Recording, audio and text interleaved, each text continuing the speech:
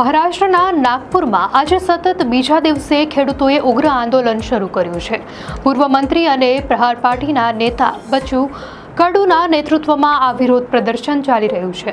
આંદોલનકારી ખેડૂતોની મુખ્ય માંગણી છે કે જ્યાં સુધી રાજ્ય સરકાર શરત વગર ખેડૂતોનું સમગ્ર દેવું માફ નહીં કરે ત્યાં સુધી આ લડત ચાલુ રહેશે। આ ઉગ્ર વિરોધને કારણે નાગપુર હૈદરાબાદ નેશનલ હાઈવે ચક્કાજામ કરી દેવાયો છે।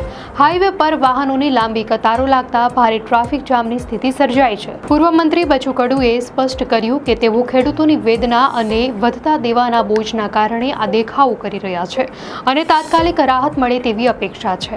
આંદોલન વધુ ઉગ્ર ન બને તે માટે પોલીસ તંત્ર પણ એલર્ટ પર છે। પોલીસ અને વહીવટી અધિકારીઓ ઘટના સ્થળે સુરક્ષા વ્યવસ્થા જાળવી રહ્યા છે અને પરિસ્થિતિ પર ચાંપતી નજર રાખી રહ્યા છે।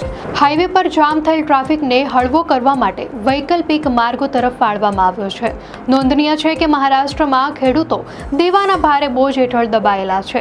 વર્લ્ડ બેંકના રિપોર્ટ અનુસાર રાજ્યમાં કુલ કૃષિ દેવું આશરે ₹2,63,203 કરોડ નોંધાયું છે, જેના કારણે 2023 અને 2024માં મળીને 5,400થી વધારે ખેડૂતોએ આત્મહત્યા કરી હતી। દેવાના આ ડુંગર સામે લડવા માટે ખેડૂતો સરકાર પાસે માફીની આશા રાખી રહ્યા છે। દર્શક મિત્રો, વધુ અપડેટ્સ માટે ધ લોકસત્તા ચેનલને સબસ્ક્રાઇબ કરો।